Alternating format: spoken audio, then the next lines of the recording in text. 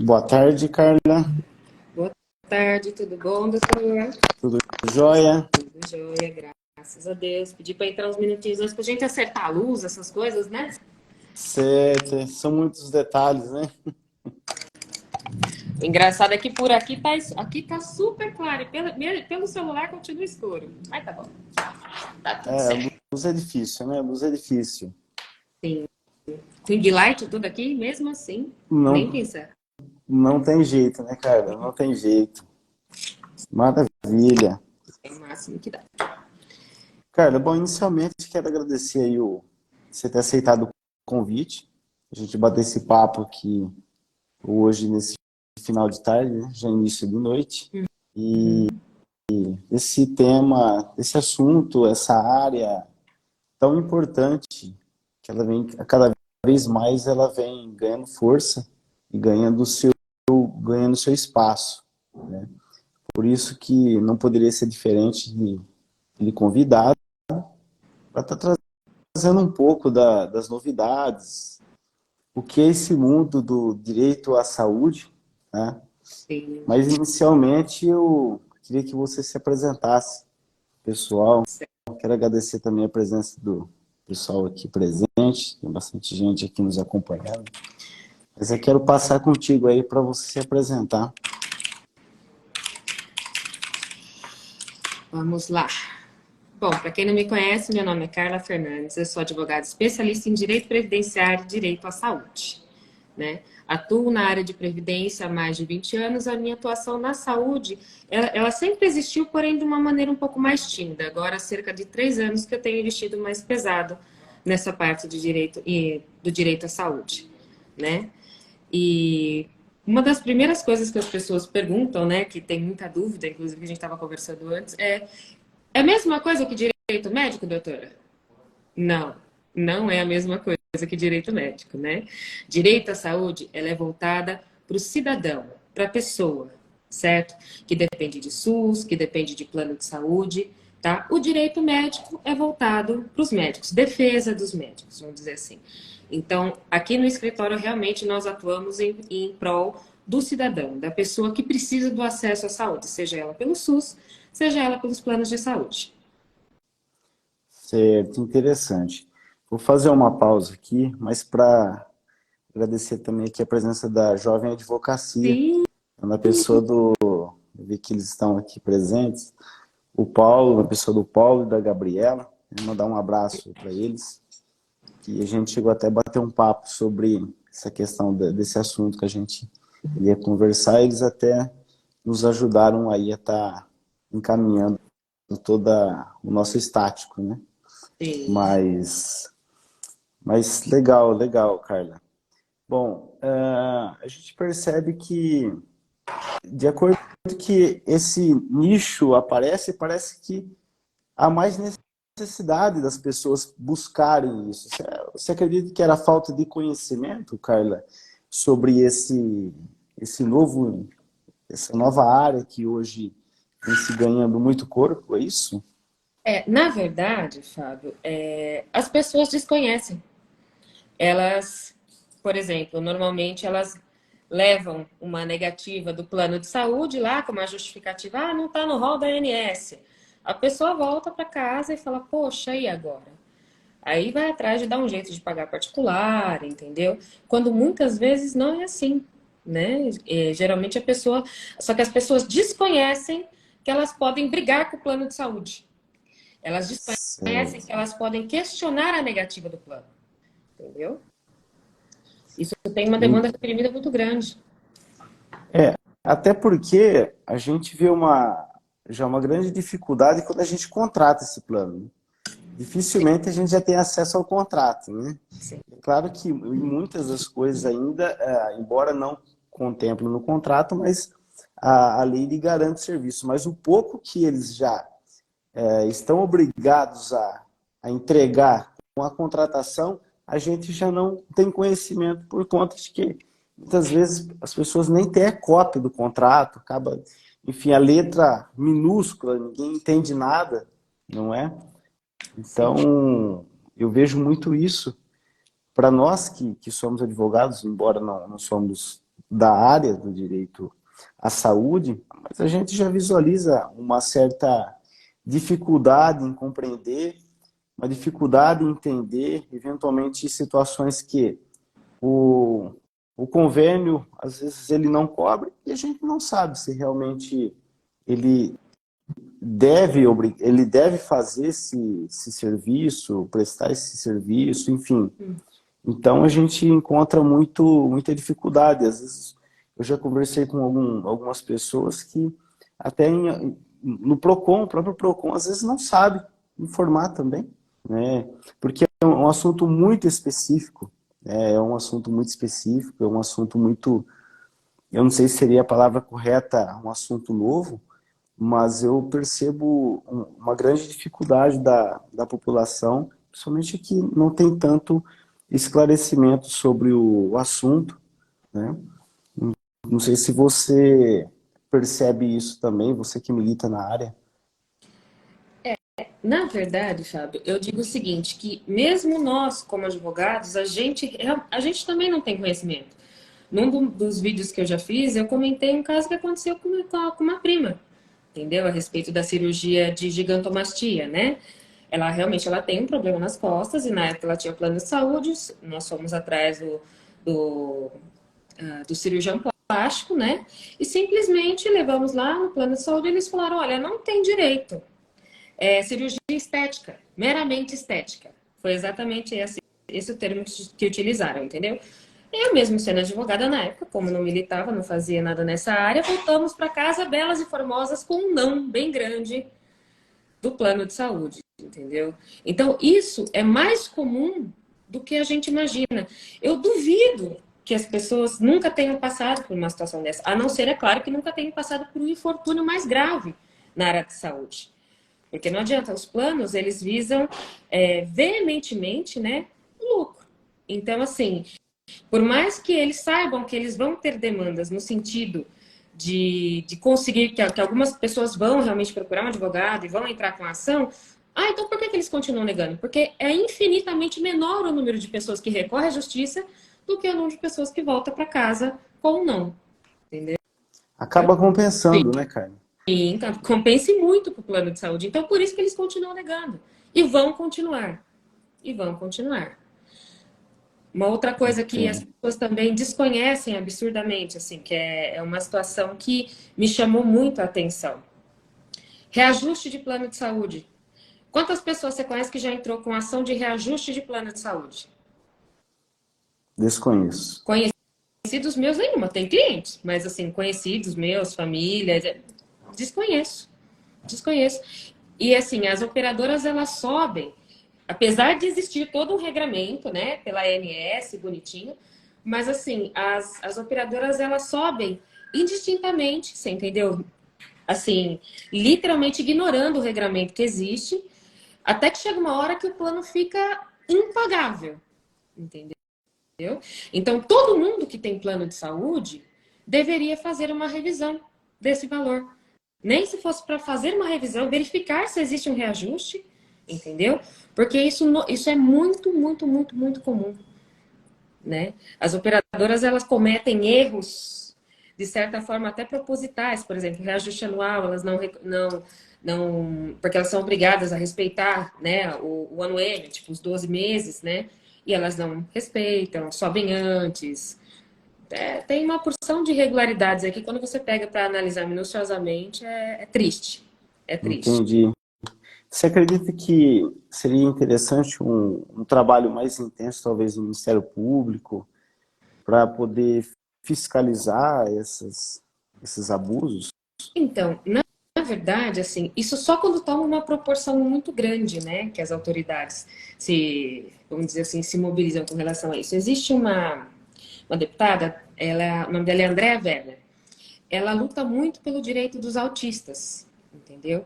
E ficou assim, se tornou uma coisa absurdamente comum, tá? Isso, os planos simplesmente assim, você contrata um plano, você paga o plano a vida toda, aí a hora que você precisa, que você tá, isso tem acontecido muito com autista e paciente oncológico, isso tá sendo via de regra. O que o plano faz? O plano manda uma carta para você e fala, olha, eu tô cancelando o meu contrato com você. Tchau. Entendeu? Então, assim, entendi. isso é péssimo. Você pagou o plano até ali, entendeu? Às vezes até houve situações de atraso e tudo mais. Porém, a hora que você precisa do plano, nessa situação de necessidade, realmente, de um momento de necessidade, porque, por exemplo, quando você fala de uma criança autista, existe lá uma janela de desenvolvimento que se a criança não usufruir das terapias necessárias naquele momento oportuno, o desenvolvimento dela vai ser muito aquém. Entendeu? Quando você fala de paciente oncológico, uma coisa que é simples, que eu fui descobrir depois que eu comecei a advogar no direito da saúde. Você sabia que plano de saúde tem que dar medicamento de alto custo? Tem que dar. Ninguém sabe. Ninguém sabe. Entendeu? Os planos são sim obrigados a custear medicamento de alto custo. É lógico, tem alguns casos que são um pouco mais complexos, dependendo se consta ou não no rol da ANS e tudo mais. Só que, por exemplo, eu já peguei situações onde o medicamento está lá no rol da ANS, porém, pelo valor excessivo, o plano vem e fala não. Aí a família vai, pede ajuda, faz vaquinha. Ou se não, o plano fala o seguinte: vai para o SUS. Eles mandam solicitar no SUS o medicamento de alto custo. Entendeu? Uma coisa que eles teriam Entendi. cumprindo. Então, não pode, não pode. E, Os abusos são assim, não dá para contar nos dedos. Cada hora que você olha, você acha um a mais. e tudo isso tem uma outra parte que eu percebo que o pessoal acaba se desestimulando, é o momento, né, cara? Você concorda? Você recebe um diagnóstico, você precisa de uma medicação de alto custo. Você está correndo contra o tempo. Então, você fala, olha, eu vou movimentar agora a justiça, vou ver se eu tenho direito, vou entrar com o processo. Então, esse é um outro ponto que elas não conhecem. Como elas não conhecem os trâmites judiciais, elas acabam até renunciando e buscando uma via particular. Como você mesmo disse, ajuda com os parentes, enfim, acaba fazendo uma juntada ali e acaba comprando. Só que o que acontece? Geralmente a medicação ela não é utilizada uma vez só, é um tratamento, né? É contínuo. E aí o que acontece? Só que as pessoas esquecem assim, existe uma coisa chamada na justiça que, né, o pessoal conhece mais comumente como liminar, entendeu? Se o médico der um bom atestado, falando ali realmente do risco iminente, da urgência, da gravidade, entendeu? E aqui um ponto importante, tá? Geralmente o pessoal acha que, mas então tem que ser médico do plano para me dar esse atestado? Não, porque senão o plano, né, esgana o médico. Pode ser, sim, atestado de médico particular. O plano, ele é responsável por fornecer, propiciar o tratamento. A forma que vai ser feito o medicamento, vamos dizer assim, como o médico que faz o seu tratamento, que cuida de você, vai arquitetar esse tratamento, com que droga, interação com outra, por que tempo e tudo mais, isso é a parte do médico. O plano não tem nada a ver com isso. E muitas vezes o que acontece? A pessoa chega lá com uma prescrição, entendeu? E o plano vem falar, não, mas não precisa ser 40 miligramas, pode ser 20, por exemplo. Não, o plano não tem que questionar isso, entendeu? Não tem que questionar. Ele tem que cumprir o que tem na determinação do médico, independentemente do médico ser credenciado à rede dele ou não. Isso também é muito comum. Não, manda... Só aceite se for de médico credenciado. Aí a pessoa vai e não consegue, entendeu? Isso também Entendi. não existe. Mas são todos folclores, né? Todos mitos aí que foram criados com o passar do tempo que as pessoas continuam repetindo. Certo. Cara, tem um ponto, acho muito interessante. Como que você visualiza a questão da carência? Eles falam que o convênio precisa ter uma carência para você começar a utilizar, por exemplo. Você não pode contratar se você já tem uma doença, enfim. Como que você vê essa questão de carência na questão dos planos particulares? Bom, aqui nós temos assim, primeiro tem um ponto muito importante, tá? Uma outra situação que tem acontecido também, que o pessoal aí que advoga na saúde, né? Inclusive, agradecer a doutora Yara que está aí, eu vi ela, a doutora Thaís Sozon, que é minha mentora também. Muito feliz por elas estarem aqui assistindo, me sinto muito lisonjeada. E o acontece? Uma coisa que é muito comum. Primeiro, A pessoa ter o diagnóstico é diferente de ter uma suspeita, tá? Por exemplo, às vezes a pessoa fez um exame lá atrás, mas não ficou determinado, por exemplo, um certo tipo de câncer, tá? Ela não teve o fechamento do diagnóstico real de câncer lá atrás. E, infelizmente, ela contratou o plano e um pouquinho depois aconteceu realmente a efetivação do diagnóstico. O plano vem e fala, era pré-existente. Peraí, diagnóstico é diferente de suspeita. Começa por aí. Agora, um segundo ponto muito importante. Em momento algum, a pessoa que vai contratar um plano de saúde pode mentir ao contratar o plano de saúde, tá? As informações têm que ser verídicas, tá bom? Tem que ser verídicas. E se realmente existir uma doença pré-existente, isso não tem que ser, vamos dizer assim, isso não tem que ser escondido do plano, tá? Não pode. Aliás, não pode, tá? A questão é fraude, não pode. Não pode ser escondido do plano. Porém, o que acontece? Tem que tomar muito cuidado, porque uma outra situação que as operadoras estão fazendo, nessa situação que eu contei, às vezes a pessoa ter tido uma suspeita lá atrás, mas não fechou o diagnóstico e fechou após. O que acontece? Os planos de saúde, eles têm mandado uma notificação extrajudicial para a pessoa, dizendo para ela o seguinte, olha, você cometeu fraude e você tem que assinar este documento aqui para retificar o seu contrato do plano de saúde. Esse documento é ela dizendo que ela tinha aquela doença pré-existente. Entendeu? Isso também não pode, tá? Que nem eu disse, diagnóstico é diferente de suspeita. E às vezes nem suspeita teve, tá? Às vezes realmente o diagnóstico começou, suspeita, aqui tudo depois da assinatura do contrato, mas o plano veio falar, ah, já era pré-existente. Tem indícios de que era pré-existente. A pessoa, a judiação, vai lá e assina. E aí ela tá assinando, né, o assassinato dela ali junto ao plano de saúde. Porque o que acontece? Nessas situações, quando existe uma doença pré-existente, existe uma carência para esse tipo de doença, que é de 2 anos. Entendeu?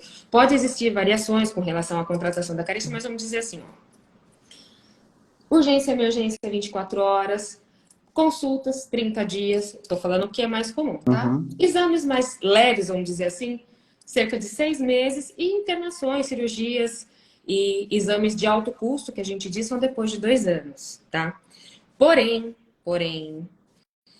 quando existir uma situação de urgência ou emergência, as carências todas caem para 24 horas. Menos aquela da doença pré-existente. Entendeu? Então, às vezes acontece muito. Eu já li o guarda aqui. Fui diagnosticada com. Assinei um plano de saúde semana passada. Hoje começo com dor. Daqui um mês eu vou lá e descubro que estou com um tipo de câncer, certo? O que acontece? Sendo uma doença grave e tudo mais, você pode ter sim quebra de carência. Precisou de uma internação, um acidente, você pode ter quebra de carência sim, só que normalmente os planos negam. Né? Não vem autorização, a hora que você está lá esperando no hospital, não vem autorização. Tá? Uhum. Por isso que o advogado que milita no direito à saúde, ele tem que estar realmente ali de prontidão. Entendeu? De Certo. prontidão, porque o cliente pode Entendi. estar em qualquer momento. Ô, Carlos, até apareceu uma pergunta aqui da Fabiola. Hum. Mesmo quando o SUS se nega a fazer algum exame, posso assinar a ANS? Acionar deve ser, né? Isso, eu acredito que sim. Inclusive contra o SUS também cabem, tá? Outras, vamos dizer assim, reclamações e tal, ingressar com ações contra o município, né, o estado e tudo mais, solicitando para a realização de exames e tudo mais. Só que tudo isso você tem que dar base legal para o advogado. Primeiro, você tem que procurar o advogado que milita no direito à saúde e ele vai te explicar, olha, você precisa me trazer, bom, a sua situação é essa, então eu preciso que o seu médico me conte isso, certinho, no atestado. Inclusive contra o SUS cabem ações para agilizar procedimento, para agilizar cirurgias, mas tudo respeitando, que nem eu disse, a questão da urgência, do diagnóstico, da necessidade iminente. Entendeu? Certo. Essa é até uma pergunta que eu iria fazer, cara. Embora a gente tenha conhecimento, mas tem muita gente que às vezes não sabe. Quando se fala em direito à saúde, ela não está restrita só aos convênios particulares, né? Não, não. Também se aplica ao SUS. também se aplica ao SUS, com certeza. Certo. Então, por exemplo, alguém precisa de um medicamento, pode acionar o município, o estado, enfim, às vezes uma prótese, enfim, tudo, um tipo de tratamento, isso tudo é possível buscar em face ao SUS, certo? Colocando aí o município, o estado, enfim, no polo passivo, para estar buscando esse direito para o paciente, correto? Sim, correto, correto. Só que o que muda muito com relação ao SUS é a questão da urgência, da necessidade iminente, entendeu? Pelo menos o que eu vejo nas ações do SUS é, por exemplo, diferente, por exemplo, do medicamento de alto custo. Já consegui medicamento de alto custo pelo SUS, entendeu? Que custava 11 mil reais cada injeção. No caso, era minha filhada, até tinha que tomar uma injeção dessa a cada 15 dias, entendeu? Nós conseguimos até hoje. Ela consegue sendo fornecida pela própria cidade, pela Secretaria de Saúde do município, entendeu? Só que, por exemplo, vamos supor, uma situação que o pessoal pergunta muito quando eu fiz vídeo de reparadora, por exemplo. Porque pelo plano de saúde, você faz as reparadoras, você faz, por exemplo, a cirurgia bariátrica, ou não só a cirurgia bariátrica, você perde muito peso, e aí você fica com aquele excesso de pele sobrando e tudo mais, e aí você precisa fazer a retirada dessa pele, entendeu? Né? Então, isso se chama cirurgia reparadora, onde tem colocação de próteses, tal, e tudo mais. O plano, ele tem que arcar com tudo isso. Com relação ao SUS, também tem que arcar. O grande problema do SUS, muitas vezes, é a fila que você encontra. E é a dificuldade de conseguir atestados médicos bons, no caso, digamos assim, advindo dos médicos, dos cirurgiões plásticos mesmo. E normalmente, assim, você tem que provar, porque, veja bem, junto ao plano é uma situação que é certa. Pronto, acabou. Tem que cobrir a reparadora e fim de papo. Vamos dizer assim, falando de uma maneira bem superficial, tá? Agora, com relação ao SUS. O grande problema no SUS dessas situações é que você tem que acionar, você tem que ir pelo caminho do SUS. Você tem que passar no posto, o posto vai te encaminhar para o cirurgião, aí o cirurgião vai dizer que você precisa, vai te encaminhar para o psicólogo, você vai passar pela triagem do psicólogo, com mão disso tudo, aí você vai entrar numa dessas filas que oferecem esse tipo de serviço. Esse tipo de serviço, por exemplo, o HC de Ribeirão, vamos dar um exemplo, tá? Porque não é todo lugar que tem, né? Então, Entendi. quando você precisa do SUS, você precisa seguir o caminho do SUS. E para você conseguir, por exemplo, no caso de isso eu estou falando de cirurgias reparadoras, tá, gente? Diferente de uma situação de colocação de prótese, cirurgia cardíaca, que são cirurgias, assim, digamos, mais graves, mais urgentes, tá? É difícil você conseguir comprovar uma situação de risco, entendeu? Porque no SUS, quando você consegue vamos dizer, esse atendimento mais rápido, é quando você realmente consegue deixar claro e evidente para o juízo o risco daquela situação. Entendeu? Isso foi uma pergunta muito frequente lá nas reparadoras, no vídeo das reparadoras. E infelizmente é isso. A não ser que você consiga realmente bons atestados aí, se realmente você estiver passando por um problema muito sério aí com relação à parte psicológica e tudo mais, mas o que eu digo é o seguinte, o não a gente já tem, né, Fábio? Então, Uhum. quem estiver passando por esse problema, tipo assim, tem que pegar uma orientação, tem que conversar, tem que ver certinho e ver se consegue realmente a documentação médica. Lógico que o profissional médico também, ele não vai dizer que você tem uma coisa que você não tem. Então, são casos e casos, né? Certo. E, ô Carla, dependendo da urgência, como É. você mesmo disse, a questão das filas, enfim, é possível você fazer de forma particular e depois cobrar judicialmente o Estado? Então, tudo depende da situação, entendeu? Se não existe, se existe ou se não existe médico credenciado naquela especialidade, entendeu? Se pela urgência justificaria pela falta de vaga que teve que ir para outro escritório que não era credenciado. Então, assim, é uma situação um pouco complicada da gente falar de uma maneira mais assertiva, porque tudo depende da situação que acontecer, entendeu? Tudo depende da situação que se mostrar. Porque, por exemplo, tem situações que às vezes foi uma escolha, tal, a pessoa, eu prefiro operar com X médico e não com esse. A pessoa pode estar pedindo reembolso, só que tem que tomar cuidado que tem cláusula de reembolso no contrato, para ver de quanto é esse reembolso, entendeu? Existem situações, pô, foi uma urgência, emergência, a pessoa tem que passar por uma situação, uma cirurgia ali de risco e não tinha hospital credenciado naquela área, opa, aí o plano vem e quer cobrir só a questão do reembolso. Não, seria integral, entendeu? Então, cada situação, isso varia de acordo com a situação que a pessoa está passando, tá? Digamos assim, se é uma mera liberalidade ou se existe uma real necessidade. Certo. Ô, Carla, tem um ponto interessante quando você fala da questão da cirurgia plástica. A gente sabe que nós temos a estética é reparadora, certo? Me corrija se eu estiver errado.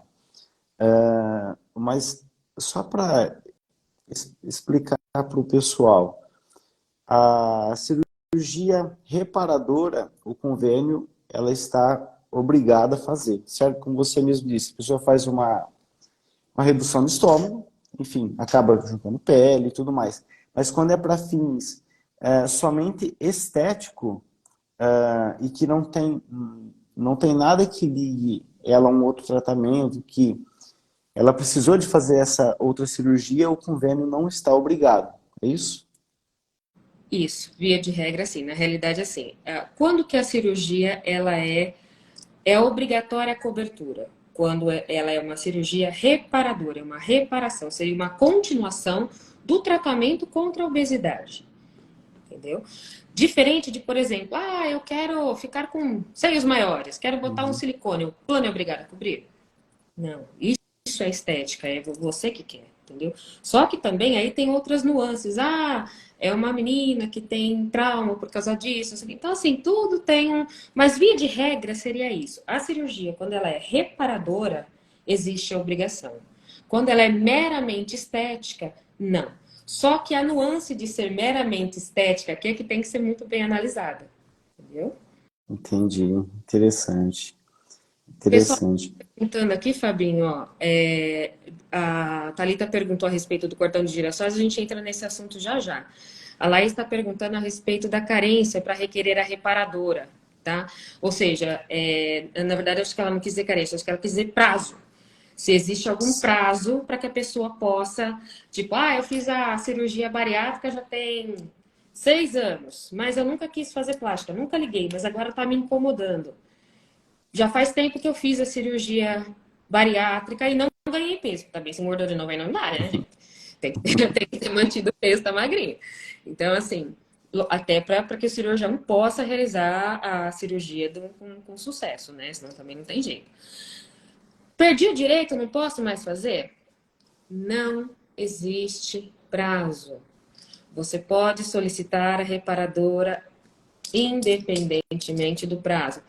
Óbvio, desde que você continue tendo um plano de saúde, né? Uma pessoa perguntou para mim, mas eu tenho que estar pagando o plano ainda? Tem, senão não tem como, tá? Senão não tem como. Então, assim, as reparadoras, elas não têm prazo para serem requeridas, tá? E uma outra coisa importante, tudo que for requerer junto ao plano, gente, tem que solicitar a negativa expressa, de preferência por uma mensagem de WhatsApp ou por e-mail, tá? Isso é direito das pessoas solicitarem a negativa de maneira formal, tá? Porque normalmente é uma das primeiras coisas que o advogado precisa ver, certo? Resumindo, é o que a gente sempre fala. Pega todos os papéis, não abre mão de nenhum papel. Tudo que você vai fazer, pega papel, depois leva até o Exato, escritório, né, Carla? com certeza. Deixa eu ver. Certo. O passo a passo para atrás dos meus direitos. Bom, acabei de responder aqui do Gabriel também. Deixa eu ver. Se a pessoa já tem uma doença de contratar o convênio. Aqui, já tinha. Doutora Carol, já tinha respondido aí.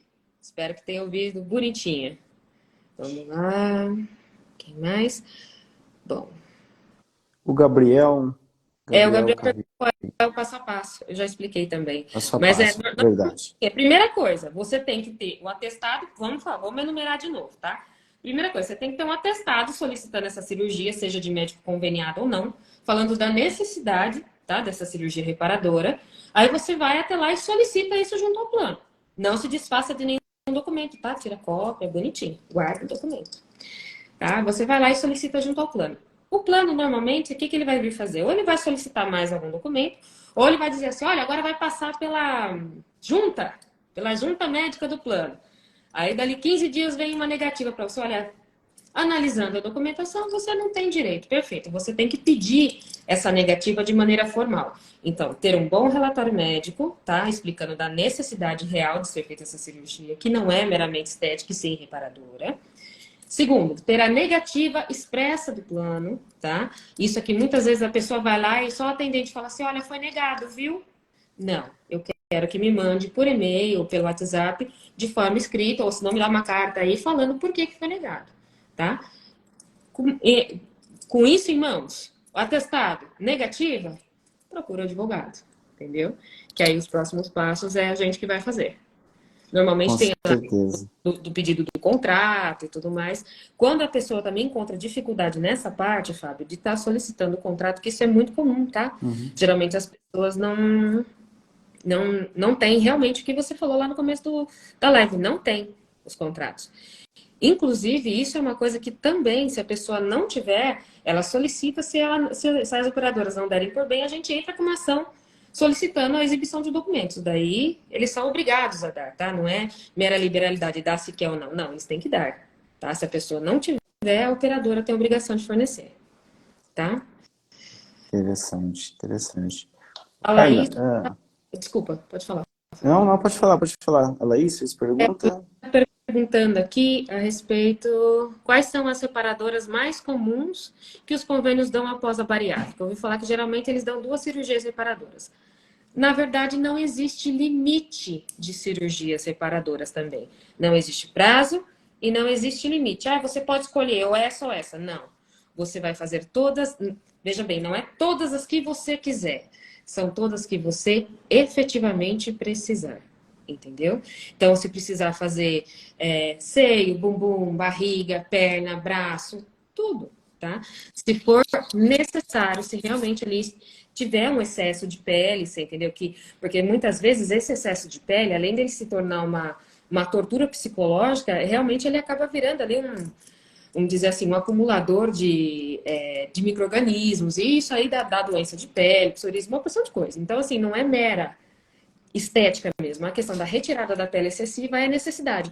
Então, por isso que eu digo, às vezes a pessoa tem lá nada de pele sobrando no braço, mas quer fazer o braço? Não, aí também não vai fazer, entendeu? Então, tem que ver a efetiva necessidade e não existe limite.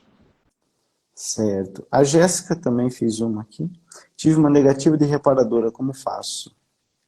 Isso que eu falei, Jéssica. Primeira coisa, atestado em mãos, negativa expressa, entendeu? E procura o escritório que a gente dá um jeito. Tem que dar um jeito, tá? Vamos Certo. Vamos ver se tem mais perguntas. à vontade do pessoal dos planos, com certeza. A Márcia está perguntando, doutora, se caso não fizer a bariátrica e emagrecer por conta própria, pode fazer a cirurgia? Pode. Não existe a vinculação da bariátrica com o emagrecimento. Se o emagrecimento existiu e por conta desse emagrecimento brusco, independentemente do que você fez, ou costurou a boca, ou fez bariátrica, promessa, seja lá o que for, não interessa.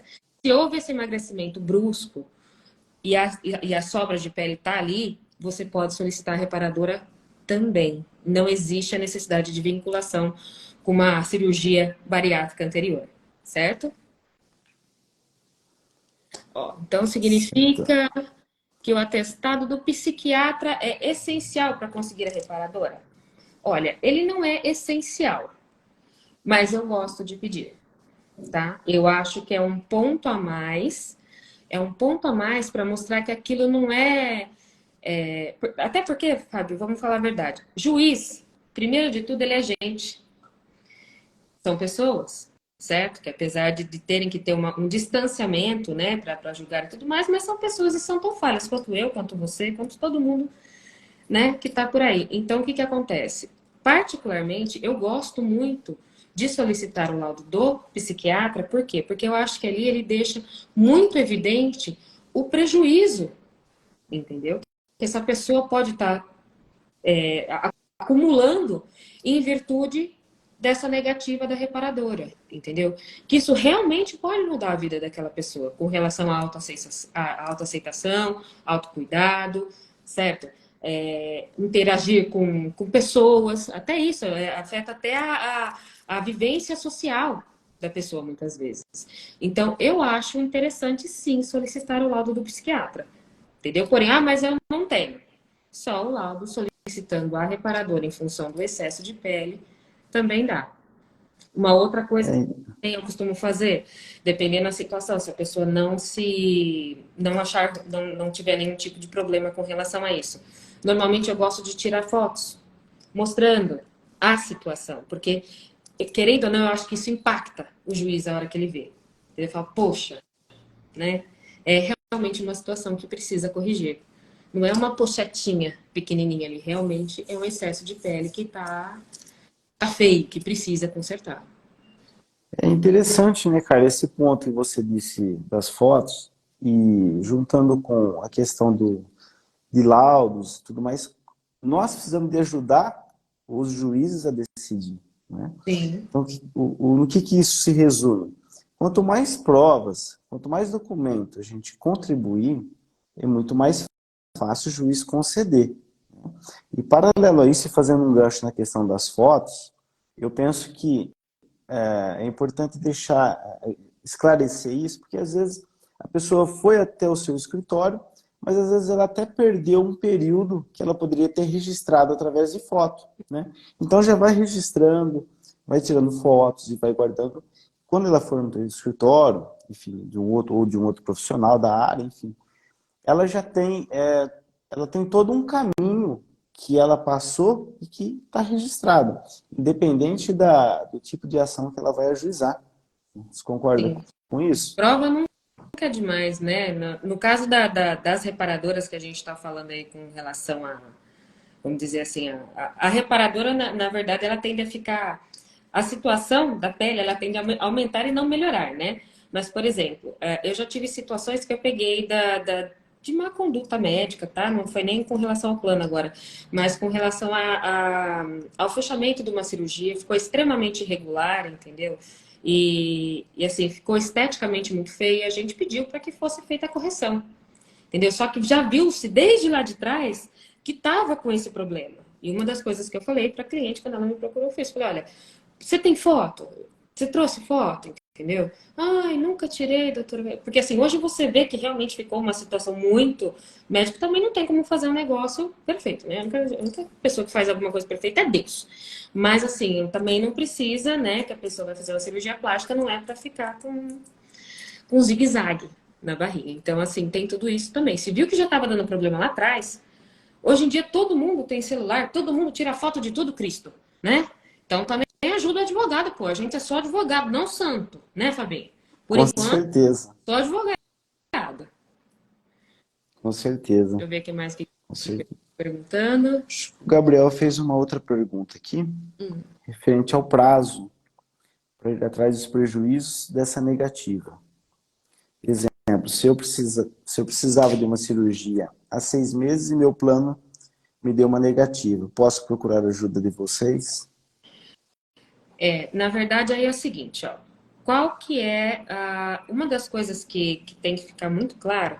Não que o plano só precise fazer cirurgias de urgência e emergência, porém, a consecução da liminar, a chance da gente ganhar uma liminar, entendeu? Ou seja, a liminar é aquela que é atendida rapidamente, ela tem muito mais chances quando acontece uma negativa agora de uma cirurgia que é necessária agora e não uma cirurgia que você precisava lá 6 meses atrás.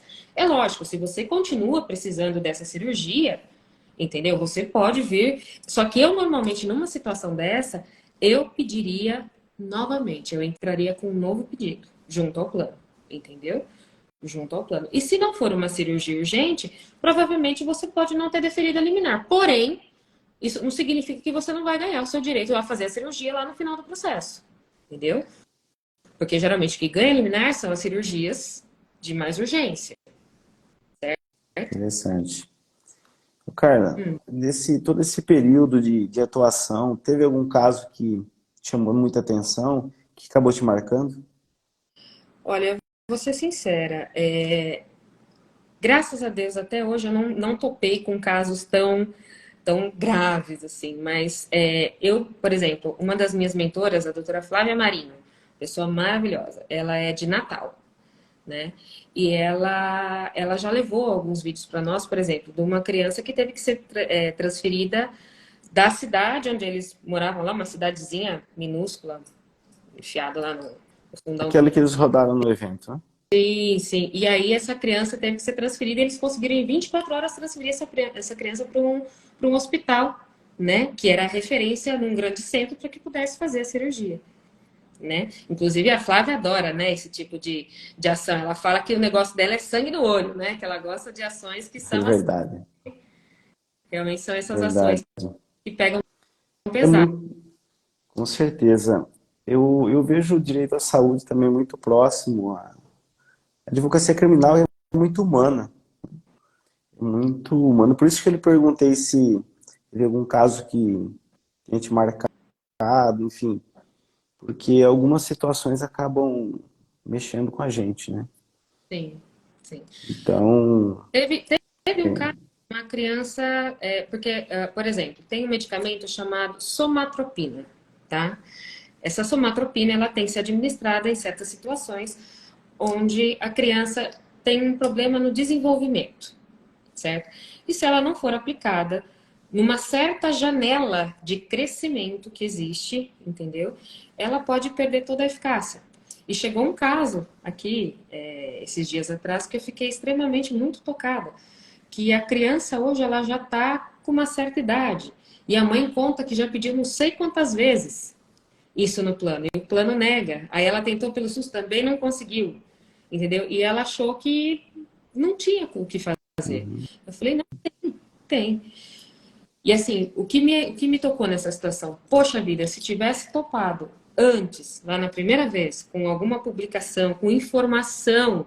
Gente, o que falta é informação, é isso que é duro, né? Falta informação, ela não sabia que podia solicitar isso para a justiça, entendeu? Com certeza o filho dela, na vida adulta, teria um desenvolvimento muito melhor, né? Uma coisa que não é 100% perdido, mas ele poderia ter tido um, sei lá, 80% de melhor, hoje ele vai ter 40, 30, entendeu?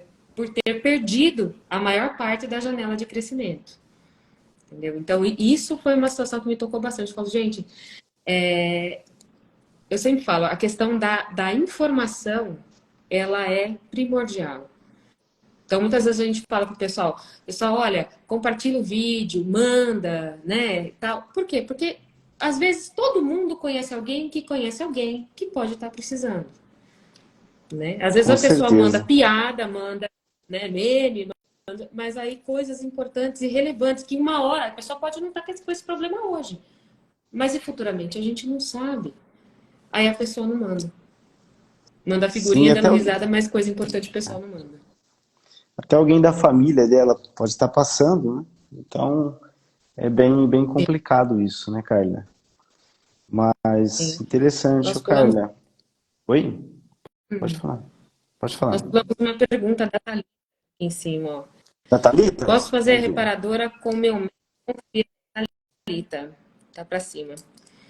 Posso fazer a reparadora com o meu médico de confiança, mesmo se ele não está credenciado no meu plano? Aí é aquela situação de escolha. Poder você pode, tá? Poder você pode. Só que se o plano tinha especialista credenciado. Ah, mas eu não quero especialista do plano, eu quero o meu. Você pode fazer com o seu? Pode. Você pode pedir reembolso? Pode, mas aí vai ser o reembolso contratual. Se seu médico cobrou lá 100 mil para fazer a cirurgia reparadora, o plano não vai cobrir isso daí, certo? Então, antes de tomar essa decisão, o correto é realmente verificar o contrato e ver qual vai ser a situação de reembolso, que valor vai ser reembolsado, entendeu? É lógico que, vamos lá, falando de reparadora, você tem que. O resultado tem que ser bom, né? Então, assim, eu sei que vale muito a questão da confiança do médico, tá? Isso é indiscutível. Só tem que ver realmente a questão do reembolso, se vai ser dentro daquilo que você espera ou não, certo? Então, antes de qualquer coisa, tem que analisar o contrato. Interessante, Carla. Carla, estamos um pouco, ambos com o tempo um pouco curto hoje, né? Ambos temos um compromisso agora às 19 horas, mas Uhum. eu gostaria novamente de te agradecer por ter aceitado aí o convite, Não, de fiquei poder tão estar feliz. falando do direito à saúde. Acho que a gente viu pelo número de perguntas o quanto isso é relevante e o quanto as pessoas têm dificuldade e não têm acesso a essa informação, né? Verdade. Então, agradeço novamente a sua presença, agradeço por todo o conhecimento aqui trazido e, enfim, muito grato, tá? Obrigada a você, Porque, querido. que isso, a gente chegou a conversar um desses encontros aí que a gente teve, de advogados, enfim, e a gente acabou desenvolvendo aí, conversando sobre ambas as áreas de atuação, e por isso que eu optei em compartilhar com o pessoal. Eu percebo a falta de conhecimento das pessoas, de informação, enfim, e eu acredito, eu tenho certeza que contribuiu muito. Fico feliz. Agradeço você, agradeço a todos aqui presentes, aos que passaram, talvez por algum motivo não conseguiu ficar também, mas eu agradeço aí a todos a presença. Também agradeço, Fabinho. Agradeço o convite, fiquei muito feliz, né? Acho que falei demais, né? Feito uma matraca, que eu falo muito. De maneira alguma, vamos marcar mais para você falar, para a gente continuar, porque o assunto é extenso, que eu sei. É verdade. Vamos fazer mais bate-papo. Agradeço a todo mundo aí que prestigiou a nossa live, a Thaís, a Carol, a doutora Yara, a Márcia, né, que já me segue lá, o Ricardo, a Jéssica. A Jéssica fez uma perguntinha aqui, mas depois eu mando para você. Você viu que você começou a me seguir, Jéssica? Eu respondo para você, tá bom? Para não passar batido. E aí, gente, ó, muito obrigada mesmo. Obrigada, Fabinho, pela oportunidade. Fiquei muito feliz. Acho que eu falei até um pouco demais, mas eu sou faladeira mesmo, não adianta, tá? E o dia que você quiser, querido, só me convidar, que estarei à Vamos disposição, fazer assim. tá bom? Com certeza, vamos fazer assim. Um abraço a todos, um abraço, Carlinha, um abraço a toda a equipe aí, Obrigada. tá? E até a próxima. Até a próxima, querido. Até Tchau, mais. tchau. Tchau, tchau.